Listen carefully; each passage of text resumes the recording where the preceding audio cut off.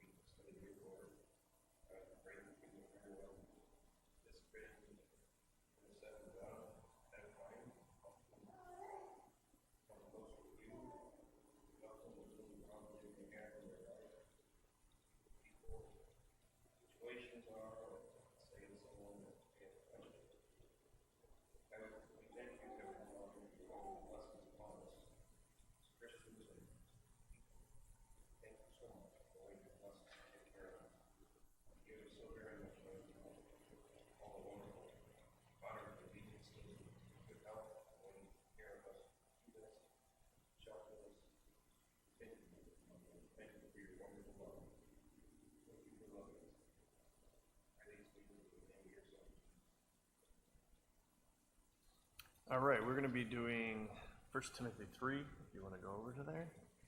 And it's a hot topic we've talked about a lot. Qualifications of elders and deacons. I'm going to go ahead and just read where do I want to go to?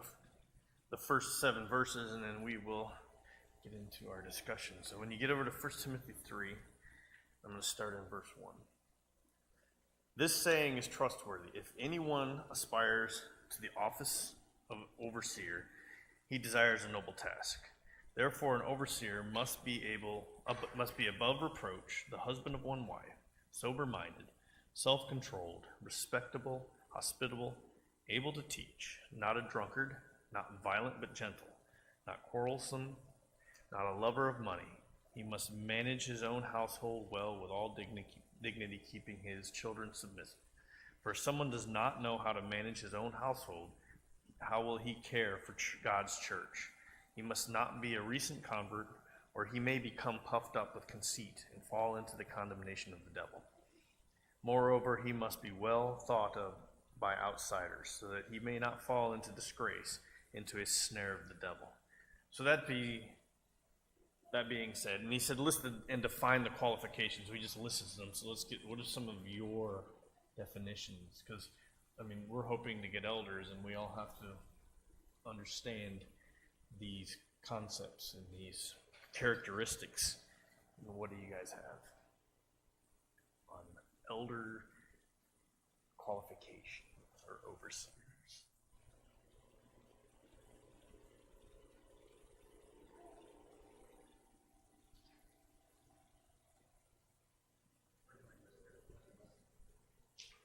Blameless.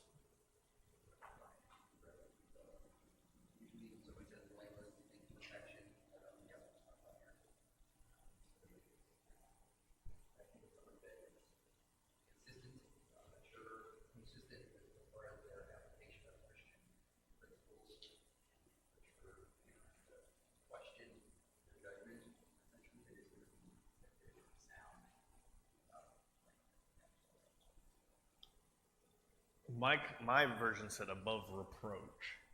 Does anybody know what reproach is? Have you ever met a reproachful person?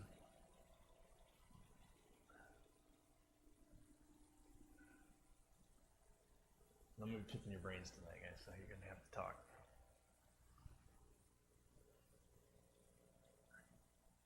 Yeah.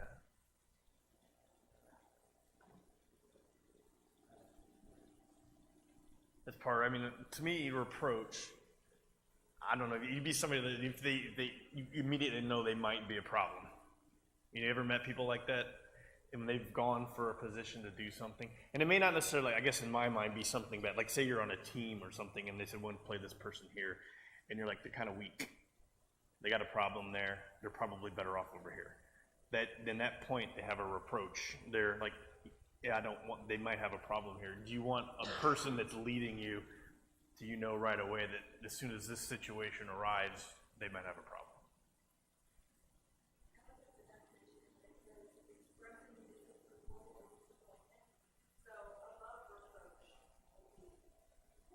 You're not going to be disapproved or disappointed. And that, like, going along with the blameless, it's not quick. it should be somebody that's not, the people quickly say, well, there might be a problem here, you know? And at least that's my understanding. Do you have anybody other have a better idea on that? Randy?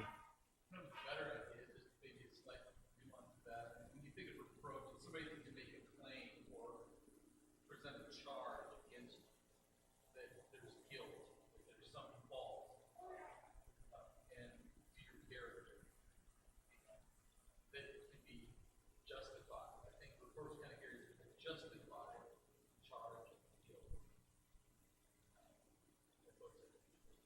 Above that. I guess, and I knew somebody here that was a preacher, then the preacher and the wife got divorced, and they both said, you're wrong, to both of them. And as far as I know, and I might be wrong, nobody really knows what happened, who the wrong party is. They still to this day claim to both be on the right side. So I would say in my mind that man, there's a reproach there. I don't know if you could be qualified to be an elder because of that situation that has never been resolved, that nobody really knows. It's a he said, she said kind of a thing. To me, that would be something. Now, you might not feel the same way, so we have to learn to work together, but to me, that would be something that I could say, you know, and I being somebody that saw that happen, it's not like I got it secondhand. And I would say, too, if you were going to bring a reproach on somebody, you probably would want to be party to what happened so that you would be speaking of your own fruition on that. Easy one on the next one. Husband of one wife. That's what I had. But can that be, I've even heard that one kind of questioned with people sometimes. And I'll go into that later, but what is your definition? That's what I believe. I've heard that if somebody's spouse died and they got married again, they've had two wives. And I think that was not online, but it was called into account. But that's what I think. That's what I think it means. Because I was like, and that kind of blew my mind that they said that. I was like, yeah, that bond was broke in my mind when the original and his first wife passed away, got remarried. It's like, okay, but just, I mean, and I guess I'm bringing these things up because this is how the devil will cause division, is by taking these lists and making us fight over them, right? You know, and then when what is his goal for appointing elders? The devil's goal for appointing elders in a church, that it never happens, right? Because if we have multiple minds all the time and no leadership, and my daughter Rachel, who's in soccer, has experienced poor leadership on a team, what happens? Do you ever live up to your potential? Never. You don't live up to your potential. So the devil is going to make us fight over this stuff so that we don't establish what needs to be done to have leaders, so that we never get to our potential, right? So that's we have to struggle, and we have to work these things out, and we have to be of one mind, because that's what happens. Anybody else on, how about sober, or did you have your hand up? Oh. Go ahead.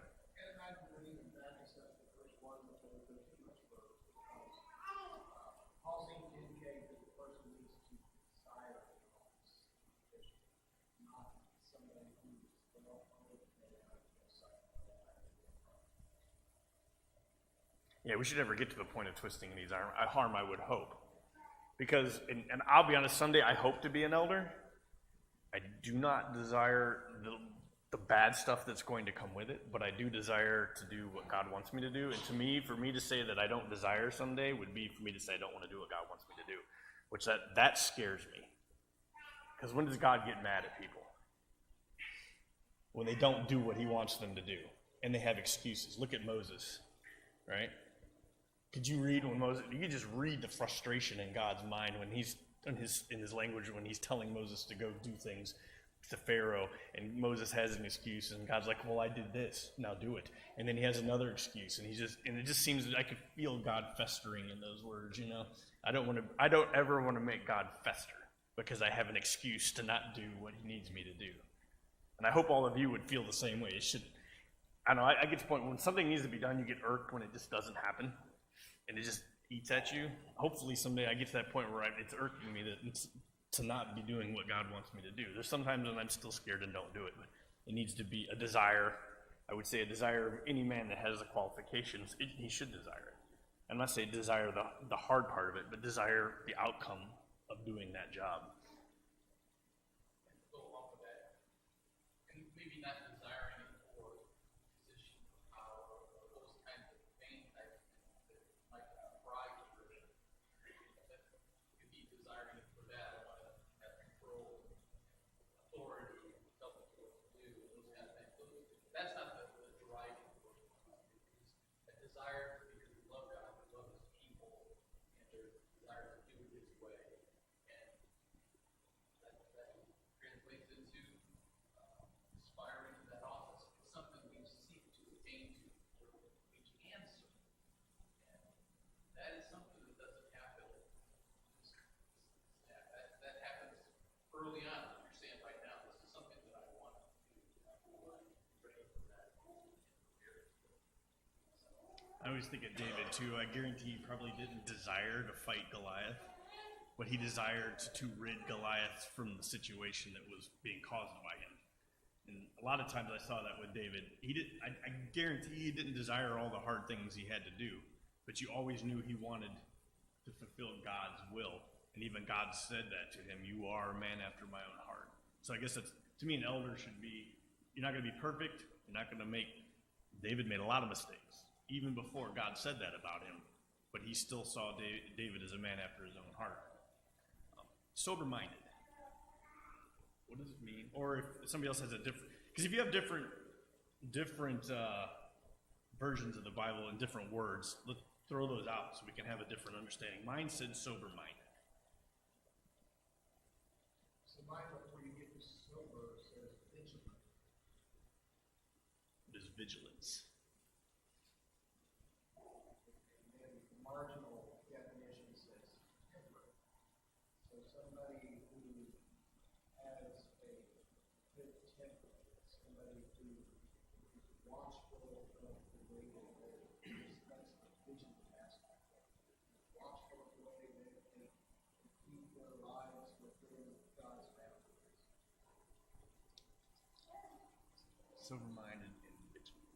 I know I play a game where you have it's a card game, and when you attack, you turn the card to represent that it is attack, and then it can't do anything else after that for a while. But some of them have what's called, and it's called vigilance. You can attack and be ready to defend at the same time. So that seems to me like an elder needs to be able to address something and defend against something. Somebody that has that mentality, or sober-minded. They're sober-minded too. What do we use sober a lot of times for somebody that's not drunk? They're sober, which means they're thinking, they have their faculties, they are ready. And why are we told to be sober-minded people? Are we not commanded as Christians to be sober-minded people? Why? So that we're always ready to defend God, right? Because if you're not sober-minded and God's being attacked, you won't be ready to defend him, right? You won't have your faculties, you won't be vigilant, as yours said. Any other words on that besides sober and vigilant?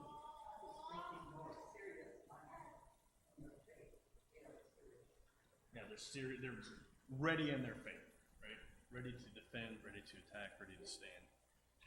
They can't be. Which all ties into the very end. What are they not supposed to be?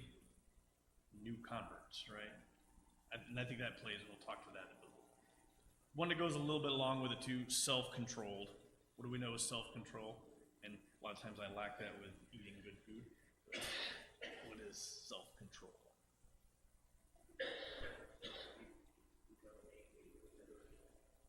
Yeah, you're not easy to fly off the handle, right? Something makes you mad. How often could have Jesus gotten really mad? Probably all the time, right? But he didn't. Very few times did he get really, really mad. And to me, when he got really mad, is pretty much when they called him the devil. Then he had all the justification in the world, or said he was of the devil, that he got really mad. But yeah, so if we're, and honestly, if you look at these, are these not all what Jesus was as he was on the earth? Did he not demonstrate all of these? Respectable. Anybody else got another word for respectable? Or what is the concept of being respectable?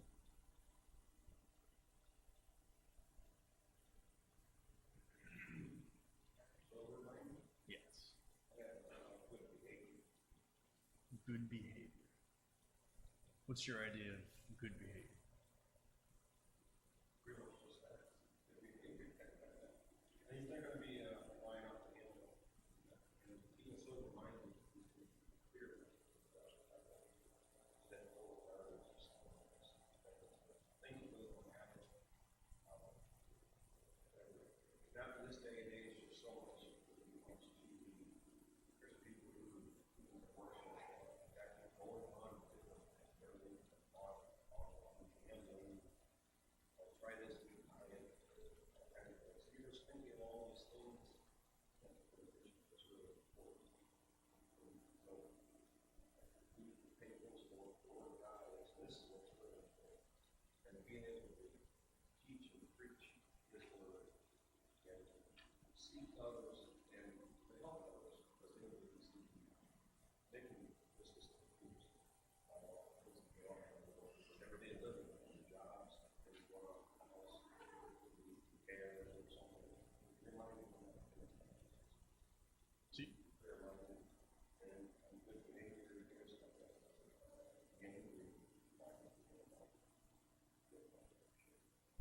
yeah, because I guess if you're sober-minded and respectable, and somebody's in a bad place, but they know that about you, what are they going to do?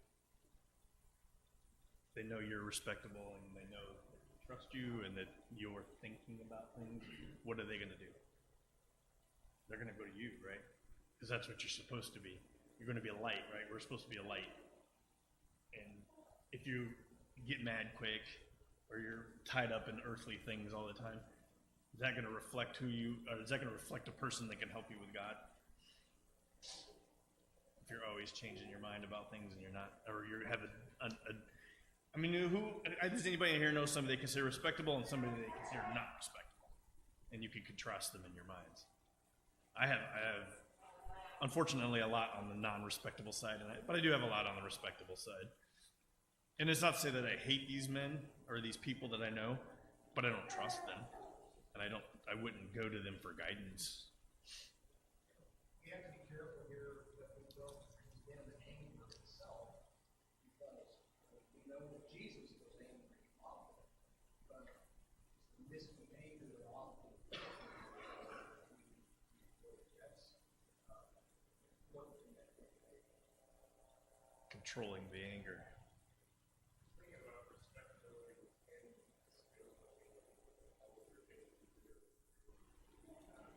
inherently respectable is worthy of respect. So somebody can do as your leader, you have to be able to respect them. Otherwise, you're not going to want to get what they say. You're not going to want to listen to them. You're not going to go to them like you were saying. You're not going to trust them with the issues that you're facing. And that's just going to cause a problem within, I guess, the structure of leadership. And what do we always say about respect? And I think it's true. Can it be commanded and demanded? Can you demand respect? Yeah, because if it has to be earned, because if it's just lip service, if you're demanding it and they're just showing it to you, it's not really. Can you respect somebody in truth and you not respect them? No, you're just giving them lip services. I guess what you're saying. You're causing people to lie too, basically, if you're demanding respect. You earn it.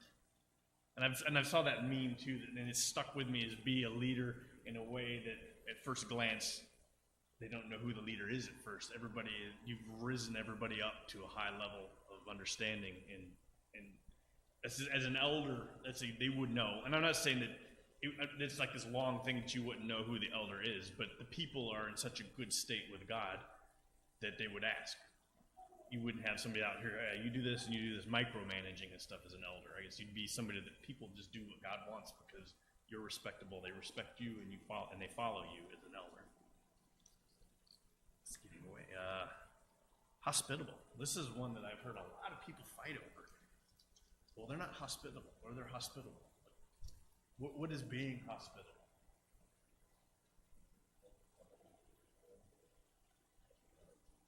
Helping out, welcoming people into your home. What are other ways of being hospitable? I think being approachable is very important for somebody who's a church, because they have to help people deal with their problems. They have to be someone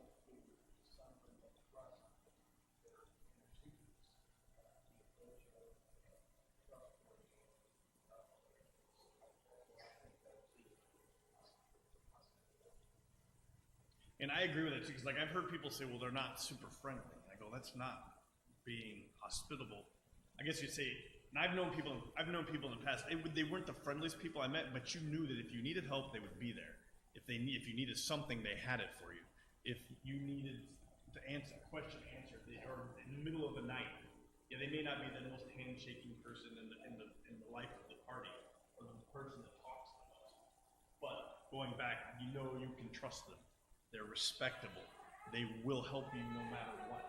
Do what God has. Because when I was at Lafayette and they eventually got elders, that question came up because there was, and it being one of a great man and a great elder, he was kind of shy. And that come up, well, he's not hospitable. But everything else fit. He didn't have the guy would go out of his way in the middle of the night to help people. So it's like, he's very hospitable. Yeah, he's not talking the most, and he doesn't run the show, because there's other elders too, and I think that's why we have a plurality of elders. There were elders that were better speakers than him, but he filled a niche that some of those guys didn't fill, because he was always approachable, always helping. He didn't have as much time tied up in a job as the other men did, so he was available more. So to me, that was, in my opinion, part of the hospitality. Or like Dave said, come stay at my house. If you need food, I got food. We may not have the best of conversations, but I will always help. One of the things hospitality is hospitality industry. Somebody that's the life of the party, great entertainer, show everybody a good time. This is, I think where it comes from. Love, strangers, right? You have compassion, care about people, and then that naturally translates into action. If you do something, whether it's helping, open, certainly you're engaging. You can't be someone that hates people. Oh no, yeah, you can't be mean or unapproachable. Like I'm scared of that guy. You know, you can't be that way. So you'd have to work on that. Able to teach, or did you have some? Go ahead. On the hospital, I looked that up and said friendly and welcoming to strangers. You can't be afraid to go to a stranger. And going back to that guy that was shy was always one to help strangers too. Like if there was money to be handed out, he'd pay out of his own a lot of times to do that. Able to teach. And my question to you is, if you can't get up here and do what I'm doing, does that disqualify you as a teacher? What is able to teach? I think able to teach is you have to know the word. You don't have to learn to hold that standard. What you did first thing. So you have to know the word to be able to teach. What are other things?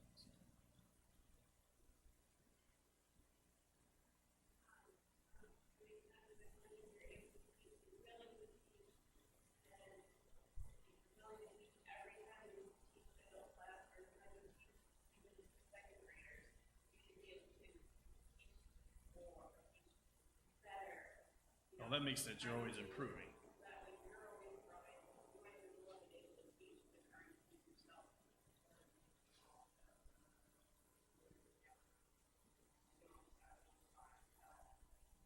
Part of teaching.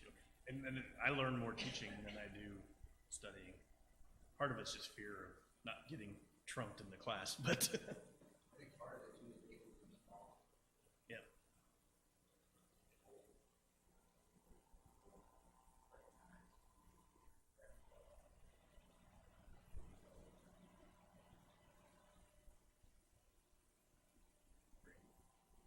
Go along with what Ethan said, I think Titus, letter Paul writes to Titus was about holding fast the faith of the word.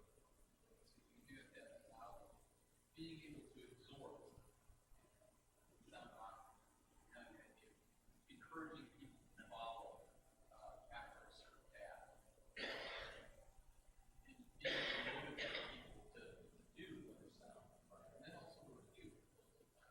So there's some nuances to this. It certainly is teaching, knowledge first and foremost, but then be able to discern right from wrong, stand up and do something.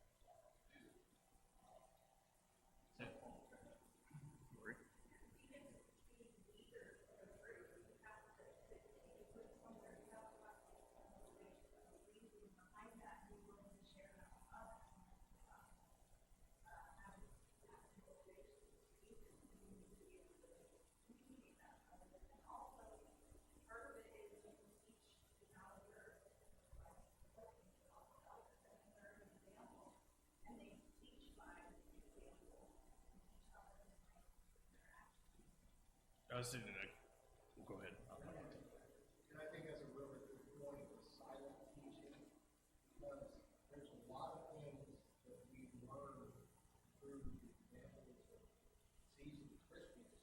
We don't even know we learned it when we learned it until we reflect back on it maybe weeks, months, years later. And we think about, we're in a situation, what would they do? And it's really like, Some of my most powerful lessons when I had done something bad and then somebody turned around and did something good for me right afterwards, and I felt terrible. And I never forgot that because I felt like the biggest jerk in the world and stuff like that. So I guess to going in as an elder needs to be able to teach by making a decision that might make everybody mad, but it's the right decision. Because what do leaders have to do sometimes? Because if a leader, if you're always trying to make everybody happy, are you leading? No, you're taking a consensus all the time and trying to figure it out. That's not leading. And I'm not saying that's a good idea to be a person that goes against what the group wants, but sometimes the leader knows something or has experienced something that the group hasn't and has to make that just, look, I've been here, I've done this, this is bad, we can't do this, even if you only like it or not. So that's going along with Randy said, a teacher needs to be able to refute, needs to be able to stand their ground when they know that something's going bad and it needs to be stopped.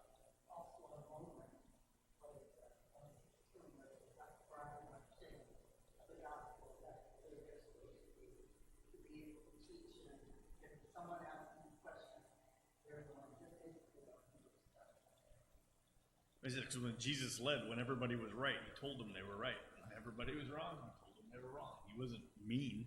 He just said it because he was right. And he said it how it was.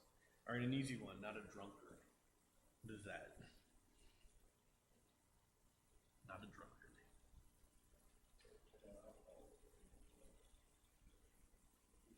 And I work, there's a guy I know that is incredibly smart. He's an incredibly good worker when he's not drunk. That's the problem that is it's so like disappointing about the person. They could be like one of the smartest people I know. They are probably one of the smartest people I know. But they can't put the bottle down, and they're ruining themselves. And can an elder be? That would be a sad thing. And I've known people that know a Bible inside and out, and they're still drunkards, and they can never fulfill what God wants them to be. Because what does alcohol do when you consume a ton of it?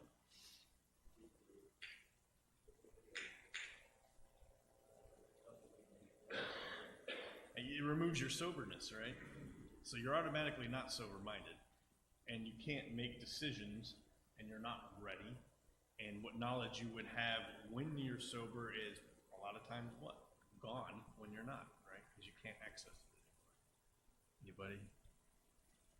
Great. And while I talk about drunkenness here, that's problematic. This is anything that's going to be affecting these days. Some kind of other kind of intoxicating, addicting, affect your judgment.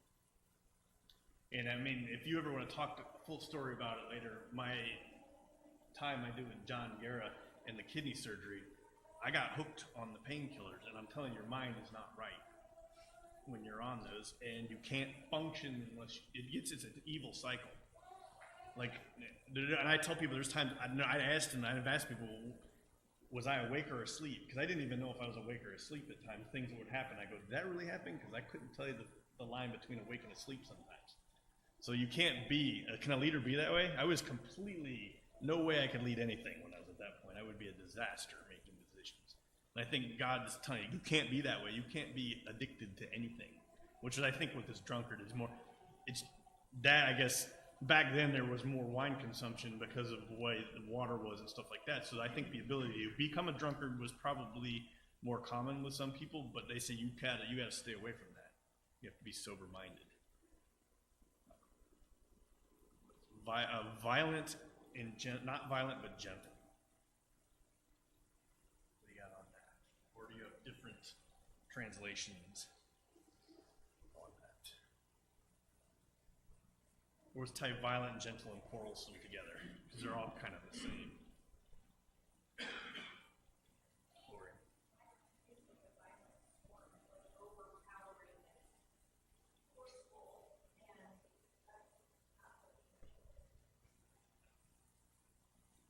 you ever met a violent person? What do you got to do around them? Tiptoe, right? You got to tiptoe around a violent person. And it's sad. I mean, I've met, and it's like, you don't know if they're going to punch you, if they get mad, or, and what else? You have to tiptoe, and what else are you of them? You're scared of them usually, right? Because you don't know what's going to happen. Does that go against the being, as we go back, hospitable? Can you be a violent person and be hospitable? I think they're polar opposites, like on a battery, a positive and a negative. They're not going to ever be close to each other on such thing. Or quarrelsome. What is quarrelsome? And I've met people like this too. I could tend to be this way. I have to fight that. But what's quarrelsome?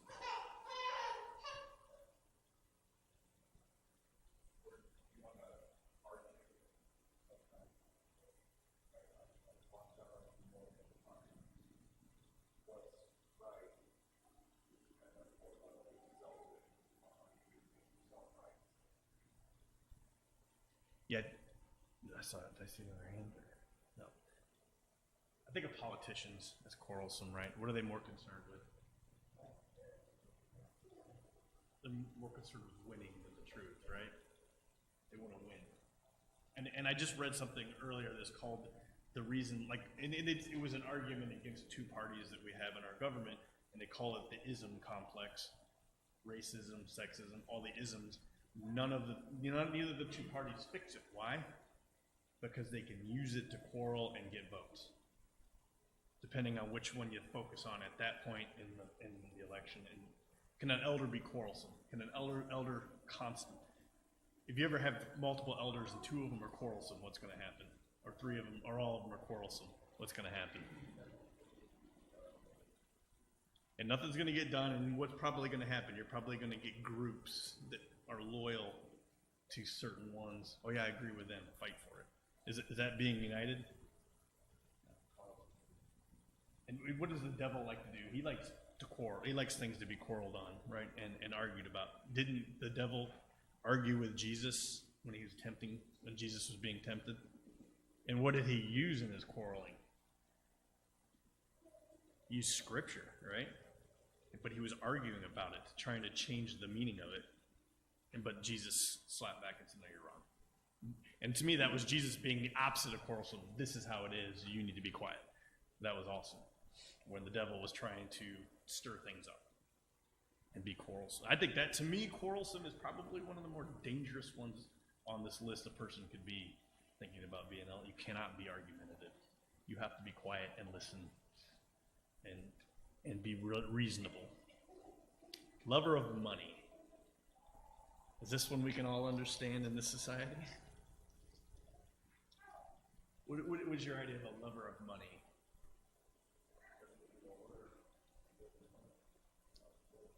Always wanting more? What does a lover of money prioritize? Money. Are we supposed to prioritize money? No, I mean, what is that? What are some famous stories of people in the Bible that prioritize money and what happens?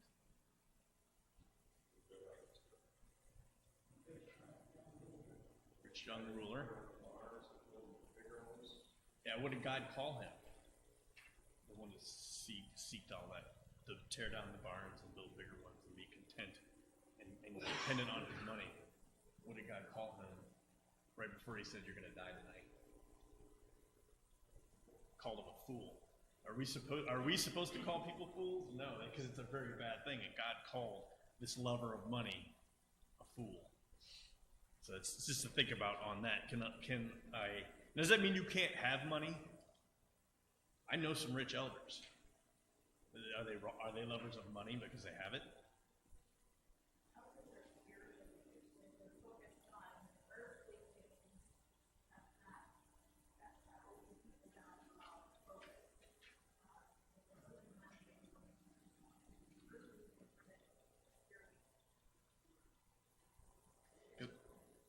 One of those rich elders I know, I would have no doubt that if people's souls are on the line, they'd give all that money up.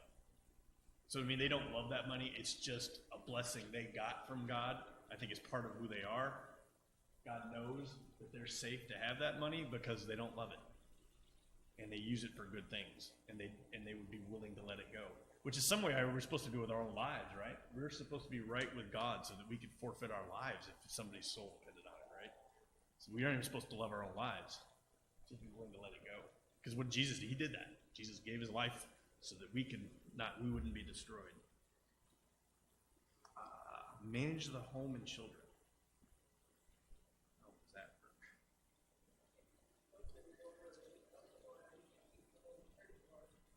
Yeah, if you can't, run your house. And if you look in the Old Testament with leaders that had bad children, what happened a lot of times? Even godly leaders that had bad children, what did it end up causing?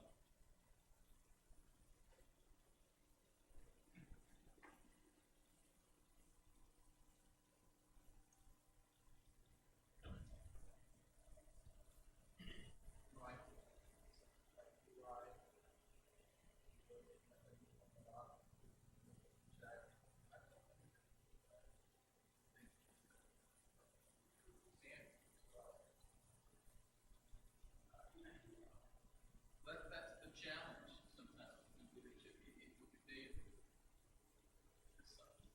They're balancing that dedication also. I'm going to ask a sticky question. Does that mean your grown children that have been gone for 15 or 20 years? Or does that mean the children that you are part of your household? So I know this is a huge sticking point, and I know I probably opened a can with about 6 minutes left, but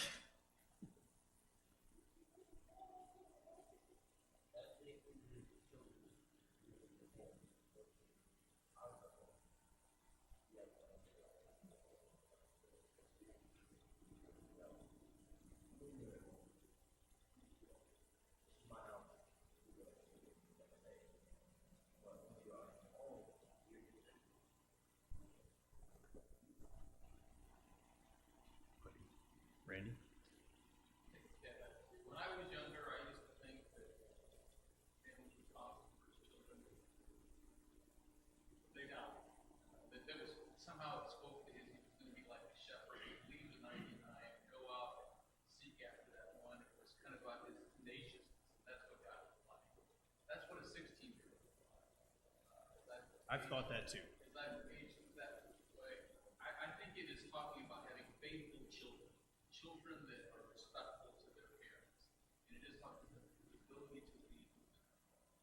Is a leader going to care about a child that's left the home and is 30 years old and loses his faith? Absolutely. Yes. But is that what this Paul, this picture that is being painted by Paul, is that what it's describing? I think it's talking about that people can witness how he manages his home. And that is what he's being graded on, not his score with his children. Now, I will say this, I think it's a different approach. Because somebody might get lucky and been just a really lousy, absent father. Yeah. And they got lucky and all their children are faithful. But if they were wild and reckless, and that's something he might be way past that now. He's 50, 60 years old. But he wasn't a good manager.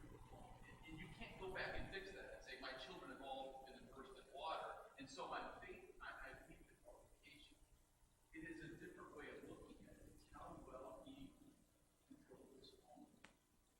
While he was in those years. Yes. I mean, it's the pattern. I guess it's teaching the pattern of who the man is when he's younger.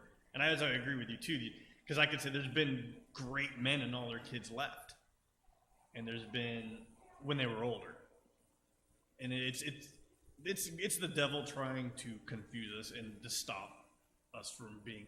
But I guess that's not the only. This is not. I guess in the past I've seen this be the end all be all qualification for an elder when there's all these other ones on the other side too. And I will follow. I am sharing my perspective on it. Yes. I'm not trying to be dogmatic about it. I'm just talking about a change that's happened in my life. And if you do look at that word that is translated faithful, I believe that King James word, NASB, they do it children. But that word, it has the idea of that they're respectful. It doesn't have to do with their conversion as a baptized Christian. It means that they're faithful and obedient to their father.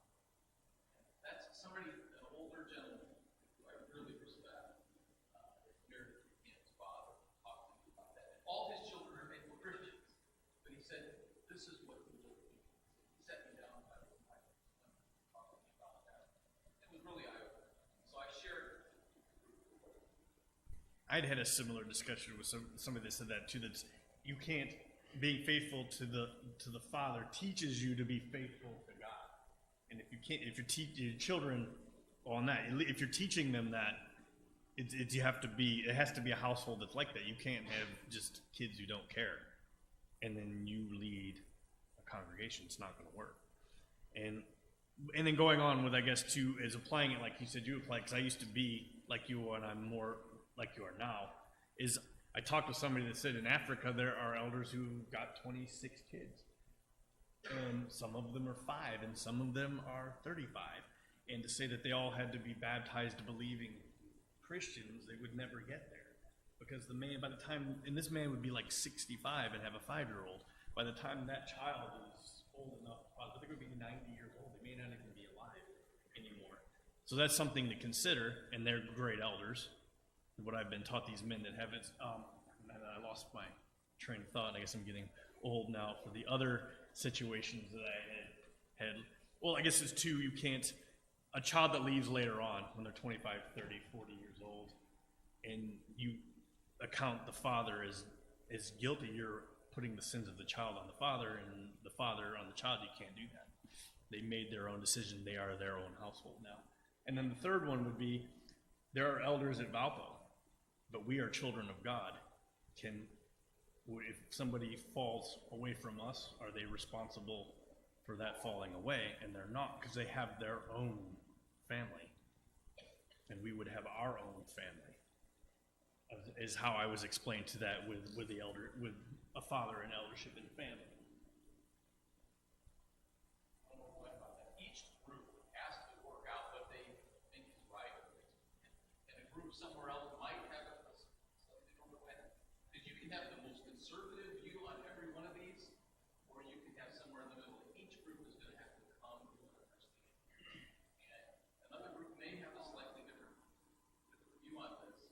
And we may not agree with it, but I think that's their something that they have to work out amongst themselves. And we can't police that amongst the groups. Just as I run my house different than you ran your house. I saw a hand over here, and then we'll end. I was thinking of Rose's own house, but, so your children are their own, they have their own house. It's your house, so we got two children. And then, say the church, that they each manage that house. Or, you know, whoever one else, someone leaves, you manage that as well. All right, I will end with, you can't be a recent convert. It's kind of an easy one. Why? Because what he said, that if you're new, you're easily fooled.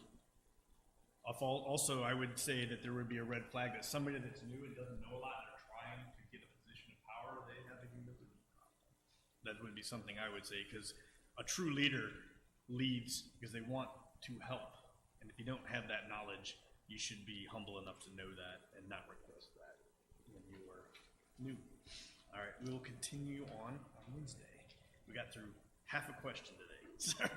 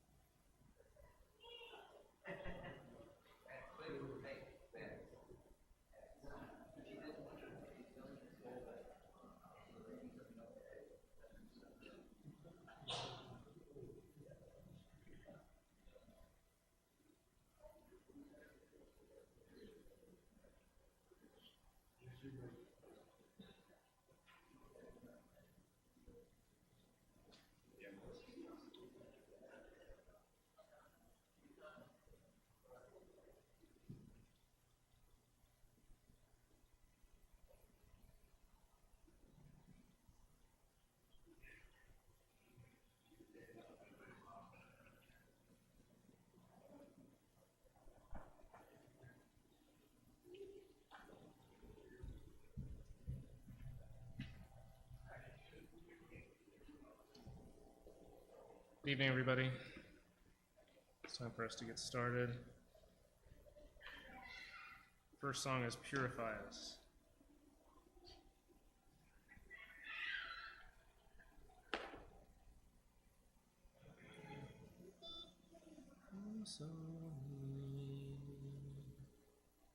Lord, restorer and unseen, come and make your priesthood clean.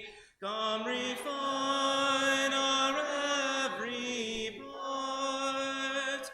Purify us, thought and heart. In our weakness and desire, melt us with your cleansing fire.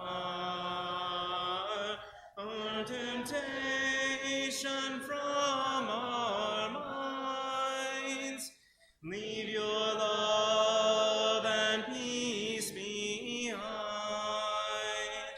To complete us,